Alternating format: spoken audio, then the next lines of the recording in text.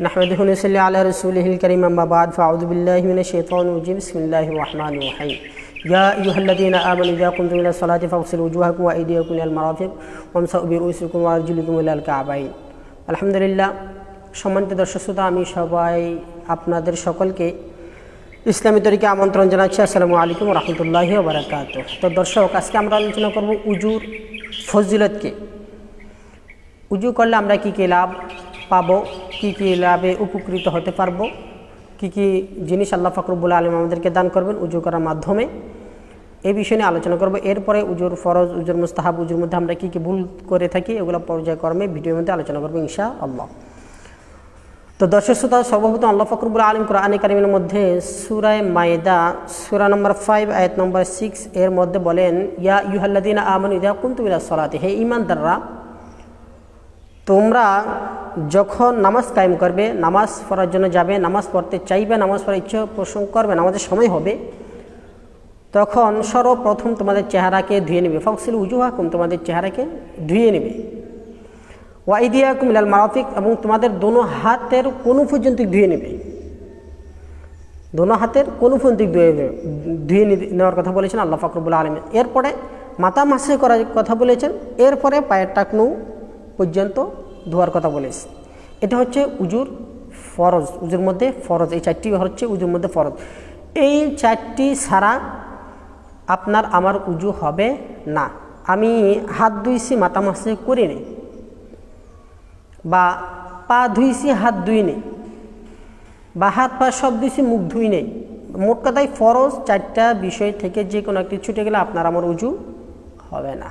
তা আল্লাহ সুবহানাহু ওয়া তাআলা উজুর ফজিলত বলতে গিয়ে, বর্ণনা করতে গিয়ে বলেছেন কি, নামাজ পড়ার জন্য শর্ত হচ্ছে কি উজু।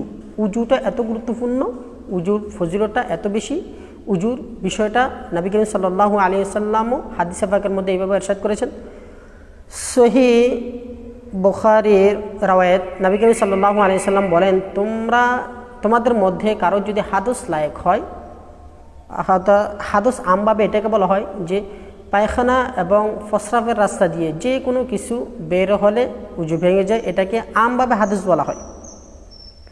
তো নবী করিম সাল্লাল্লাহু আলাইহি ওয়াসাল্লাম বলেন, তোমাদের মধ্যে কারো যদি যখন হাদস লায়েক হয়, হাদস হয় বা উজু নষ্ট হয়ে যায়, উজু ছুটে যায়, উজু না থাকে, তখন তোমরা সর্বপ্রথম উজু করে নিবে, এরপরে নামাজ পড়ার জন্য অংশগ্রহণ করবে, নামাজ পড়তে যাবে। তো রাসূলুল্লাহ সাল্লাল্লাহু আলাইহি ওয়াসাল্লাম উজুর ফজিলত বুঝিয়েছেন যে উজুটা এতই গুরুত্ব, এতইটা লাভবান যে উজু ছাড়া নামাজ হবে না। সহিহ মুসলিমের রাওয়ায়াতে নবী করিম সাল্লাল্লাহু আলাইহি ওয়াসাল্লাম বর্ণনা করেন, সাহাবায়ে কেরামদেরকে বলতেছেন, হে আমার সাহাবারা, আমি কি তোমাদেরকে এরকম জিনিসের কথা, এরকম কাজের কথা বলবো না যেই কাজটি করলে তোমাদের গুনাহ মাফ হয়ে যাবে এবং তোমাদের মর্যাদা বৃদ্ধি পাবে? তখন উপস্থিত সাহাবায়ে কেরাম আরজ করেন, ইয়া রাসূলুল্লাহ সাল্লাল্লাহু আলাইহি ওয়াসাল্লাম, কেন না, অবশ্যই আপনি আমাদেরকে বলুন এরকম কী কাজ আছে যেটা আমরা করলে আমাদের গুনাহও মাফ হবে, আমাদের মর্যাদাও বৃদ্ধি পাবে। সুবহানাল্লাহ। তো নবী করিম সাল্লাল্লাহু আলাইহি ওয়াসাল্লাম বলেছেন কি, না চাহনে কি বাवजूद, উজু করনে কি না চাহনে কি बावजूद, উজু করার ইচ্ছা নাই, উজু করতে কষ্ট হয়। সর্দি কি মৌসুম, ঠান্ডি বোধ করে খেয়ে, শীতের মৌসুমে ঠান্ডা, অনেক ঠান্ডা, ফজরের সময় যখন আমরা উজু করতে উঠি তখন অনেক ঠান্ডা, উজু করতে ইচ্ছা করে না, শরীরে পানি লাগাইতে ইচ্ছে করে না। তো রাসূল সাল্লাল্লাহু আলাইহি ওয়াসাল্লাম বলেছেন, না চাওয়ানোর বাवजूदও, উজু করতে ইচ্ছে করে না, তারপরেও উজু যদি ভালো করে করো তাহলে আল্লাহ পাক রব্বুল আলামিন তোমার আমার সমস্ত গুনাহ মাফ করে দিবেন। তো এখানে গুনাহ মাফ করে দিবেনের কথা বলেছেন যে এটা যে এর দ্বারা সগীরা গুনাহ মাফ হয়ে যাবে, কবিরা গুনাহ তওবা ব্যতীত মাফ হবে না।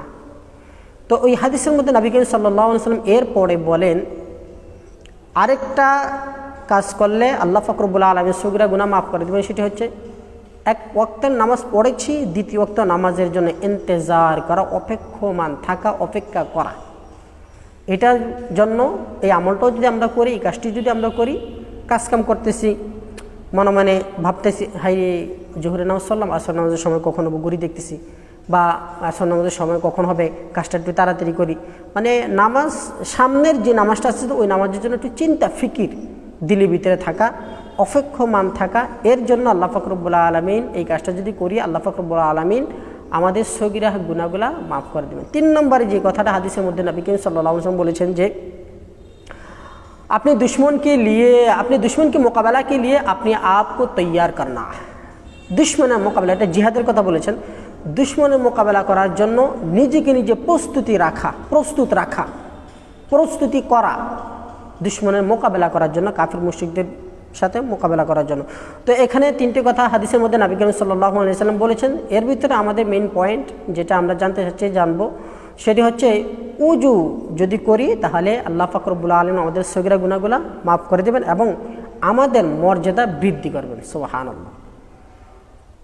মুয়াত্তা ইবনে মালিক রাহমাতুল্লাহ আলাইহি বলেন, নবী করিম সাল্লাল্লাহু আলাইহি ওয়াসাল্লাম ইরশাদ করেছেন, যদি কোনো ব্যক্তি উজু করে মুখ ধোয়, তাহলে তার মুখ থেকে শেষ যেই পানির ফোঁটাটা পড়বে ওই পানির ফোঁটার সাথে চেহারা দিয়ে যেই সমস্ত গুনাহগুলা করা হয়েছে ওই সমস্ত গুনাহগুলা ঝরে যায়। চেহারা দিয়ে যে সমস্ত গুনাহগুলা করা হয়েছে ওই সমস্ত গুনাহগুলা ঝরে যায়। আমরা চেহারা ফিরিয়ে অন্য ফাহশা কাজের দিকে তাকাইছি, বেগানা মহিলার দিকে তাকাইছি, চেহারা ফিরাইছি, চক্ষু দিয়ে তাকাইছি। এই সমস্ত ছোট ছোট কবিরা গুনাহগুলা বা অন্য যে সমস্ত ছোট ছোট সগীরা গুনাহগুলো আছে ওগুলো আল্লাহ পাক রব্বুল আলামিন উজু করার মাধ্যমে মাফ করিয়া দেন। এইভাবে এরপরে রাসূল সাল্লাল্লাহু আলাইহি ওয়াসাল্লাম বলেন যে হাতের দ্বারা যে সমস্ত ছোট ছোট গুনাহগুলো হয়েছে ওই সমস্ত গুনাহগুলো আল্লাহ পাক রব্বুল আলামিন কী করে দেন? মাফ করে দেন। সুবহানাল্লাহ। তো রাসূলুল্লাহ সাল্লাল্লাহু আলাইহি ওয়াসাল্লাম এর হাদিসে পাকের মধ্যে থেকে আমরা জানলাম যে উজু করলে কি সব আল্লাহ পাক রব্বুল আলামিন আমাদেরকে দেয়। তো আমরা উজুর ফজিলত জানতে পারলাম যে উজু করলে আল্লাহ পাক রব্বুল আলামিন আমাদের জীবনে গুনাহ, ছোট ছোট সগীরা গুনাহগুলো মাফ করে দেন এবং আমাদের মর্যাদা আল্লাহ পাক রব্বুল আলামিন বৃদ্ধি করতে থাকেন। অন্য এক হাদিসের ভিতরে নবী করিম সাল্লাল্লাহু আলাইহি ওয়াসাল্লাম বলেন, কাল কিয়ামতের ময়দানে হযরত আমাদের আয়েশা রাদিয়াল্লাহু তাআলা আনহা বললেন, ইয়া রাসূলুল্লাহ সাল্লাল্লাহু আলাইহি ওয়াসাল্লাম,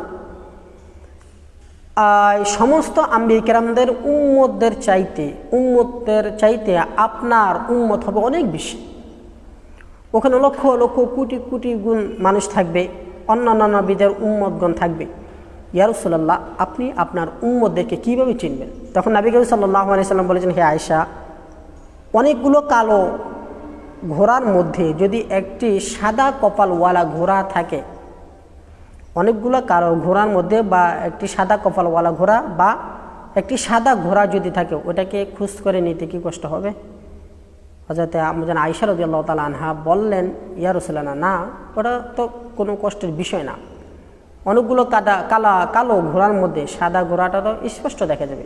তো নবী করিম সাল্লাল্লাহু আলাইহি ওয়াসাল্লাম বললেন যে আমার উম্মতদেরকে আমি এইভাবে চিনব যে তারা নামাজের জন্য উজু বানাইছে, যেই সমস্ত অঙ্গগুলা ধুইছে ওই সমস্ত অঙ্গগুলা কিয়ামতের ময়দানে ঝলমল ঝলমল চকচক করতে থাকবে, নূরে নূরান্বিত হয়ে যাবে। ওই জিনিসটা দেখে আমি আমার উম্মতদেরকে চিনতে পারবো। সুবহানাল্লাহ। সম্মানিত দর্শক শ্রোতা, আমরা যদি কিয়ামতের ময়দানে নিজের অঙ্গ প্রত্যঙ্গ নূরে নূরান্বিত করতে চাই, উজ্জ্বল করতে চাই, নবী করিম সাল্লাল্লাহু আলাইহি ওয়াসাল্লাম এর নজরে পড়তে চাই এবং আমাদের জীবনের ছোট ছোট সগীরা গুনাহগুলো মাফ করাইতে চাই এবং আমাদের মর্যাদা দুনিয়া ও আখিরাতে যদি বৃদ্ধি করতে চাই, তাহলে আসুন আমরা উজুর ফরজ, উজুর সুন্নত এগুলা জেনে নবী করিম সাল্লাল্লাহু আলাইহি ওয়াসাল্লাম তরিকা মোতাবেক উজু করার চেষ্টা করি, উজু করার তরিকা শিখে নিই।